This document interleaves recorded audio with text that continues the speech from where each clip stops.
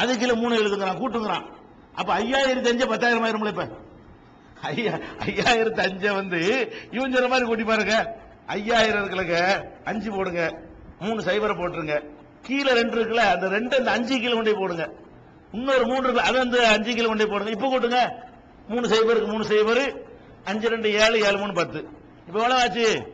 10,000 ஆச்சா? பாருங்கள், இப்படி அந்த 19 வர்றதுக்காக வேண்டிய ஒரு இடத்துல வரலன்னு என்ன செய்யறான் கணக்க நீங்க அப்படியே ஒதுக்கிருங்க. அப்ப ஒரு ஆள்கிட்ட நம்ம வந்து ஒரு 5000 ரூபாய் ஒரு தடவை வாங்கிவிட்டு, ஒரு 2000 ரூபாய் வாங்கிவிட்டு, அப்புறம் ஒரு 3000 ரூபாய் வாங்கிட்டு 10,000 ரூபாய் கிட்ட கொடுப்போமா? கூட்டி பாரு. அப்ப இது மெண்டலா இல்லையா? ஒரு கணக்கு என்பது இவனுக்கு என்ன என்ன மெண்டலுங்கிற இந்த 2ங்கிற 5000 சொல்றோம்ல, 5000த்துல ஒரு 5 இருக்குது, அது 5ஆ? அது 5ஆ? அது கணக்குல அது 5ஆங்கிற, எழுத்துல 5 இருக்குங்க. 5000 அர்த்தம். இந்த 2 2 அர்த்தம், இந்த 3 3 அர்த்தம். இருக்கிற ஸ்தானத்தை பொறுத்து அதனுடைய மதிப்பு 534 போட்டோம்னு சொன்னா 5 வந்து 5 100 அர்த்தம். ரெண்டாவது இருக்கிற 3 வந்து 3 10 அர்த்தம். கடைசியா இருக்கிற 4 வந்து 4 ஒத்தன்னு அர்த்தம். அப்ப ஒத்தையுடைய இடத்துல வைக்கணும், 10 10 இடத்துல வைக்கணும், 100 100 இடத்துல வைக்கணும். அப்படித்தான் கூட்டணுங்கிற சாதாரண கணக்கு. அப்ப 5000 உள்ள 5 வந்து 5000 சொல்லக்கூடிய இடம். இந்த 2 என்பது 2 ஒத்தையை சொல்ற இடம். 3 என்பது 3 ஒத்தையை சொல்ற இடம். ஒத்தையை சொல்ற இடத்தை கொண்டே போடணும், ஒத்தைக்குரிய இடத்துல கொண்டே அங்க வைக்கணும். ஒத்தையை கொண்டு 100 இடத்துல வச்சால் உள்டாவ போயிருமே. ஒரு 30 ரூபாய் ஒரு 30 ரூபாய் ஒரு ஆள்கிட்ட வாங்குறோம் வைங்க, இதுல வந்து அலைன்மெண்ட் கரெக்டா வந்துடும். 30 30 30 வந்துச்சுன்னா 30 ரூபாய் 3 ரூபாய் வாங்கினேன்னு வைங்க, 60 ரூபாய் வைக்கலாம். இப்ப 30 30 60 தான். 30 3 எவ்வளவுதான் இவன் கணக்கு படி? 30 30 60ங்க. 30 3 எவ்வளவு? இப்படி கூட்டி பாருங்க. 30 3க்கு நேரம் 3. அப்ப என்னாச்சு? 30 போட்டு இன்னொரு 3ஐயும் போட்டு ஒரு 33 ரூபாய் ஒரு ஆள்கிட்ட கொடுத்து 60 ரூபாய் வாங்கி போடலாம். இது ஒரு பைத்தியக்காரனா? இது ஒரு அறிவாளி? இவன் தான் இறை தூதரா? இந்த மாதிரி கிறுக்கு நூலை எல்லாம் அல்ல. இது மாதிரி நிறைய பண்ணிருக்கான். லெப்ட் அலைன்மெண்ட் கணக்குல வந்து எல்லா உலகம் பூரா கணக்கு வந்து ரைட் அலைன்மெண்ட்ல தான் இருக்கும், ரைட்ல தான் ஒதுக்கி பண்ணுவாங்க. இவன் லெப்ட் அலைன்மெண்ட் பண்ணி என்ன செய்வான், கணக்க கூட்டி பாருங்க, இப்ப 19 வரும் அப்படின்லாம் சொல்லுவான். அப்ப இவனுக்கு ஒரு மூளை இல்லாத ஒரு லூஸ் பைத்தியக்காரன் மாதிரி என்ன செய்வான், உலர் வாங்குறதுக்கு அவனுடைய இதுக்கு எல்லாம் அவன் புஸ்தகமே ஆதாரம். ஒரே ஒரு புஸ்தகம் தான் போட்டிருக்கிறான் அந்த குரானை பத்தி, நம்மளா மொழியாக்கம்னு சொல்லி அதுல உள்ள கூத்து பண்ணி வச்சிருக்கிறான். அதே மாதிரி வந்து சைத்தான் இருக்கான்ல, 2வது அத்தியாயத்தில் 30வது வசனம், இன்னி ஜாயிலுன் ஃபில் அர்தி கலீஃபா, பூமியில ஒரு கலீஃபாவை படைக்க போகிறேன் அப்படின்ற ஒரு வசனம் இருக்குல்ல. கலீஃபான்னா ஆதம் அலைஹிஸ்ஸலாம்னு சொல்லி நம்ம உலகம் பூரா சொல்லிட்டு இருக்கிறோம். இவன் என்ன செய்யறான்னு கேட்டா, கலீஃபாங்கிறது சைத்தான் தான். அது பூமியில யாரை படைக்க போறேன்? சைத்தானை படைக்க போறேன். அந்த கலீஃபாவுக்கு இவன் அர்த்தம் செய்யறான், டெம்பரவரி காடுன்னு அர்த்தம் செய்யறான். தற்காலிக கடவுள் ஒருவரை நான் படைக்க போறேன். சைத்தானை வந்து என்ன செய்யறான் இவன்? டெம்பரவரி காடுங்கிறான். ஒரு நபி வந்து சைத்தானை வந்து அல்லாஹ்னு சொல்லுவாரா? ஒரு நபி இறை தூதர் வந்து ஏகத்துவத்தை சொல்றதுக்கு வந்த தூதர் வந்து கலீஃபாங்கிற வார்த்தை வருது. கலீஃபான்னா ரெப்ரசன்ட், பிரதிநிதின்னு அர்த்தம் இவனா வச்சுக்கிட்டு அதுக்கு என்ன செய்யறான் இங்கிலீஷ்ல, டெம்பரவரி காடு, தற்காலிகமான கடவுள் இவர் தான். சைத்தானுக்கு தான் அல்லாஹ் எல்லா அதிகாரத்தையும் கொடுத்து டெம்பரவரியா உலகத்தினுடைய பொறுப்பை அவங்க கையில கொடுத்துட்டான்னு சொல்லி ஒரு ஏற்குமான அர்த்தம் செஞ்சிருக்கிறது நீங்க பாக்குறீங்க. இதெல்லாம் வந்து ஒரு இறை தூதர் செய்யக்கூடிய வேலை கிடையாது. அதே மாதிரி வந்து ஒருத்தன் திருடிவிட்டான், லூசுங்கிறதுலாம் சொல்ல வர்றேன், பெரிய ஆராய்ச்சிலாம் வேண்டியது இல்ல. லூசு தலைவர் இறை தூதரா இருக்க முடியாது. இவன் சொன்ன 19 அதிசயமா இருந்தாலும் சரிதான். இறைவனுடைய தூதர் என்பதற்குன்னு ஒரு தகுதி இருக்கிறது. அது வந்து பைத்தியம் இருக்க கூட, அதுதான் அவங்க பைத்தியம் சொல்லி பார்த்தானுவோம். நபிமார்கள் வரும்போது என்ன பண்ணாங்க, ஒழுங்கா இருந்தும் கூட மஜ்னூன்னு சொன்னாங்களா இல்லையா? ஏன் கிறுக்கன்னு சொல்லிட்டு ஓரம் கட்டிடலான்ட்டாங்க. அவங்க ஆதாரம் இல்லாம சொன்னாங்க. இவன் கிறுக்கன்னு நம்ம சொல்வதற்கு ஆதாரம் வச்சிருக்கிறோம். அவங்க ஒரு ரீசன் இல்லாம, ஆதாரம் இல்லாம மக்கள் புறக்கணிக்கிறதுக்காக வேண்டி நபிமார்களை கிறுக்கன்னு சொன்னாங்க. நாம கிறுக்கன்னு ஏதாவது சொல்றோம், எவிடன்ஸோட சொல்றோம். எப்படி எவிடன்ஸ்? ஒரு இடத்துல ஒருவன் திருடி விட்டான் என்று சொன்னால் அவனை வந்து அவனுக்குரிய தண்டனை என்ன அப்படின்னு அவர் விளக்குறார். என்ன தண்டனையா? அவன் எவ்வளவு ரூபாய் திருடினானோ, என்கிட்ட 10,000 ரூபாய் திருட்டான்னு வைங்களேன், அதுக்கு என்ன செய்யணுமா, அந்த 10,000 ரூபாய் கழிகிற அளவுக்கு அவனை வந்து நான் வேலைக்கு சேர்த்துக்கணுமா. திருடன் அப்படி என்ன செய்யணுமா, நம்ம வேலைக்கு சேர்த்து அந்த 10,000 ரூபாய் கழிகிற வரைக்கும் என்ன செய்யணும், வேலை வாங்கணும். இதான் திருடனுக்குரிய தண்டனை. அப்ப நமக்கு ஒரு அரசாங்கத்தில் வேலை வேணும்னு வைங்களேன், நீங்க பேங்க்ல போய் ஒரு 5 லட்சம் ரூபாய் அடிச்சேன்னு வைங்க, பேங்க்ல வேலை போட்டு கொடுத்துருவான். 5,00,000 முதல்ல அடிச்சுட்டு வந்துடுவீங்கள, 5,00,000 வேலை கன்ஃபார்ம். அப்ப இது இவன் திருட்ட ஒழிக்கிறதுக்கு சட்டமா? அதே மாதிரி ஒருத்தர் திருடுத ஒருத்தனை நான் எப்படி நம்பி வேலைக்கு சேர்ப்பேன்? திருட அந்த வேலைக்கு சேர்க்கறதுல அவனுக்கு என்ன திறமை இருக்க இல்லையோ, திருட்டு இருக்க கூட நம்ம இல்லையா? ஒரு கூமுட்டை கூட நம்ம சேர்த்துக்கிறோம், திருடனை சேர்க்குவோமா? ஒரு நிறுவனத்தில் வேலைக்கு சேர்க்கிறாத நாணயம் வேணும். என்கிட்டே அவன் திருடி இருக்கிறான், நான் அவனுக்கு என்ன தண்டனையா? நீ அவன்கிட்ட வேலை வாங்கிக்க 10,000 ரூபாய்க்கு, அதான் தண்டனை. திருடித்தான்ல 10,000 ரூபாய்க்கு அவனை வீட்டுல சேர்த்துருச்சிங்க, வேலை செஞ்சீங்க, 20,000 திருடி போட்டோம். 10,000 ரூபாய் திருடு வேலை விட்டு என்ன செய்வான்? 20,000 ரூபாய் திருடிட்டு போவானா? அட திருடுங்கிறவன் அவன் எதுக்கும் அஞ்சாம எந்த நெறிமுறைக்கும் இல்லாத ஒருத்தன் தான் திருட வருவான். அவனை போய் வேலை கொடு கடையில் கொண்டு சேர்த்து கண்டா என்ன அர்த்தம்? இப்படி அந்த திருட்டை பற்றி பேசும் பொழுது அவனுடைய அந்த தப்சீர்ல அவனுடைய மொழியாக்கத்துல இதெல்லாம் யாருன்னு விளங்குது?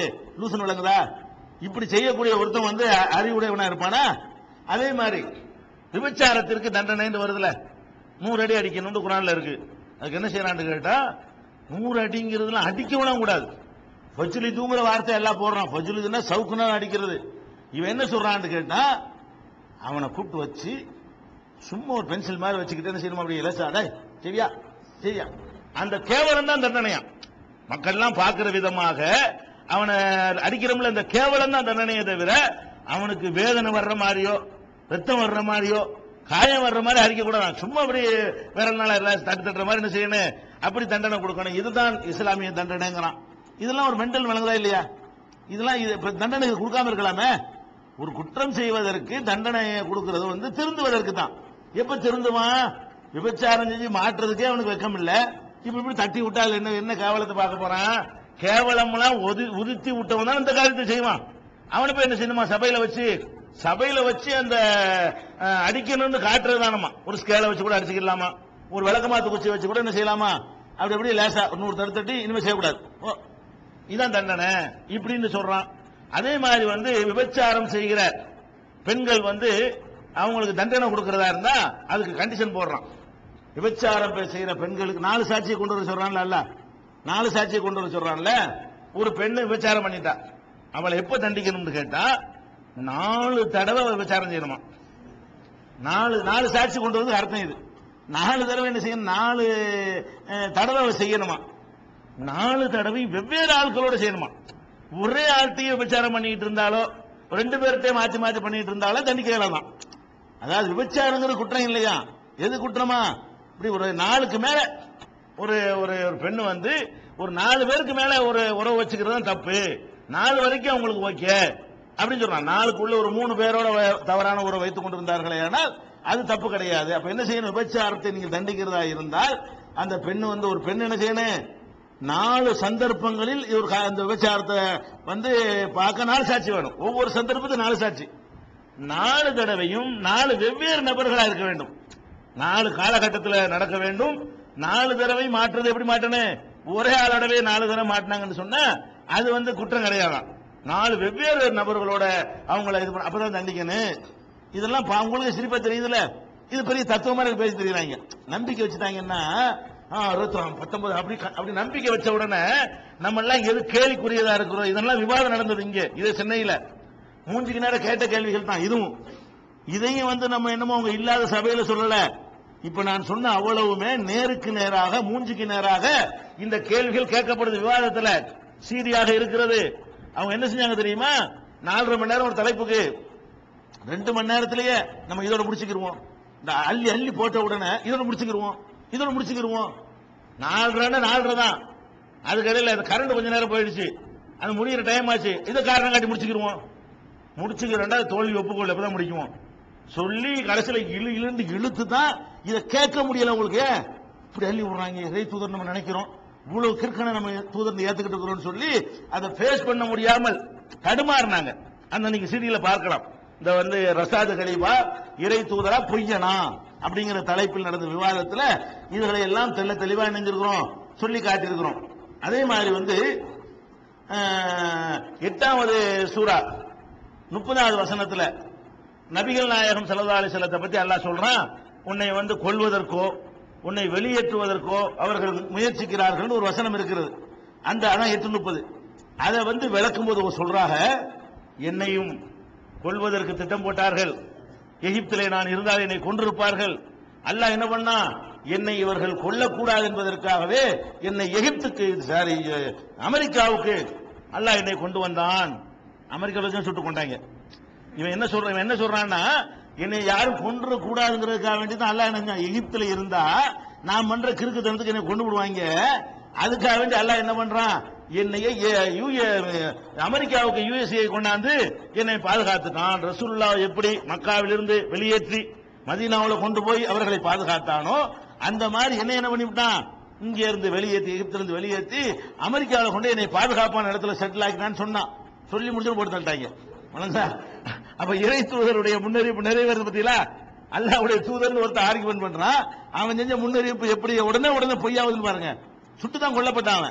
அப்ப சுட்டு கொல்லப்பட்டது எங்க வச்சு கொல்லப்பட்டான், எங்க வச்சு காப்பாத்திருக்க அல்லாஹ் கூட்டிட்டு போனேன்னு அவன் சொன்னானோ அங்க வச்சு அவன் சாவ கூடாது. அப்ப இது ஒரு இறைவன் இப்படி செஞ்சாங்கிற, உன்னை பாதுகாக்கிறதுக்காக வேண்டி தான் கூட்டிட்டு போனாங்கிற, எங்க கூட்டிட்டு போன அங்க வச்சு காயப்பட்ட அப்ப இறைவனுடைய வாக்குல பொய்யாவது. அப்ப நீ இறை தூதர் இல்ல, இது மனுஷனுடைய வார்த்தை தான், நீ தான் உளறி இருக்கிற. அல்லாஹ்ட்ட இருந்து இந்த மாதிரி வந்து இருந்துச்சுன்னு சொன்னா உன்னை அமெரிக்காவில் வச்சு யாரும் கையை தொட்டு கூட இருக்க முடியாது. அழிஞ்சு போனது எதை காட்டுது, அவன்கிட்ட எல்லாம் சான்றுகளை உண்டாக்கி காட்டுறான், பொய்யர்களை அந்த மாதிரி நிரூபிச்சு காட்டுகிறான். அதே மாதிரி ஒரு சொல்றான், 1982 முன்னூறு எழுதும் பொழுது நான் சாவுக்கு பயந்து கொண்டிருந்தேன், என்னை கொன்றுவாங்க நஞ்சு கொண்டிருந்தேன்னு சொல்றான். 1990 என்ன பண்றான், இப்ப எனக்கு பயமே இல்ல, அல்லாஹ் என்னை சரியான இடத்துக்கு கொண்டு வந்து விட்டான், இப்ப நான் உயிருக்கு நான் பயப்படவில்லைன்னு சொல்லி எழுதுறான். அதுக்கு பிறகுதான் அவனை போட்டு பண்றாங்க. அதுக்கப்புறம் என்ன பண்றான்னு கேட்டா, இந்த கணக்கு 19 வருதுன்னு சொல்லி ஒரு டேபிள் போட்டு ஒரு புஸ்தகம் போட்டுருக்கான். அந்த புஸ்தகத்துக்கு ஒரு முன்னுரை எழுதுறாங்க இவங்க வெளியிட்டவங்க. இதுல பழைய எடிஷன்ல நிறைய தவறுகள்லாம் வந்துருச்சு. அற்புதம், அல்லாஹ் தான் இவனுக்கு இந்த இறை தூதர் கண்டுபிடிக்கிறதுக்கு அல்லாஹ் என்னை நியமிச்சிருக்கான்னு சொல்றான். ஆனா அல்லாஹ்ட்ட இருந்து அந்த கணக்கு என்ன தப்பா இருக்குது. இதுல நிறைய பிழைகள்லாம் இருந்தது. 2 டேபிளே மொத்தமா தப்பா இருந்துச்சு, அதையெல்லாம் நீக்கி விட்டோம். அது மாதிரி மேத்தமெட்டிக் கரெக்ஷன் எல்லாம் கொஞ்சம் இருந்துச்சு, அதெல்லாம் நான் கரெக்ட் வெளியிட்டவங்க பின்னாடி வந்து சொல்றாங்க. அவன் சுட்டு கொல்லப்பட்டாங்க.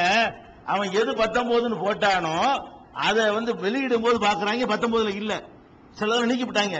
பழைய எடிஷன் வச்சிருந்தா கேள்வி கேட்பான்ல, அதுக்கு முன்னுரையில குறிப்பிடுறாங்க நிறைய மேத்தமெட்டிக்கெல்லாம் தப்பு இருந்துச்சு, டேபிளே டோட்டலா தப்பு இருந்துச்சு, அதெல்லாம் நாங்க ரிமூவ் பண்ணிட்டு தான் வெளியிட்டு இருக்கோங்கிறான். அப்ப இறை தூதர் இல்லைன்னு அர்த்தம். இது நீ இறை தூதர் முறையில் அந்த கணக்கை வெளியிட்டு இருந்தா கணக்கு எப்படி தப்பா போவேன். அப்ப இவனா விட்டு அடிச்சிருக்கிறாங்கிறது விளங்குது. அதனால இது சம்பந்தமாக நிறைய குழப்பங்கள் இருந்தால் பண்ணியிருக்கிறாரு.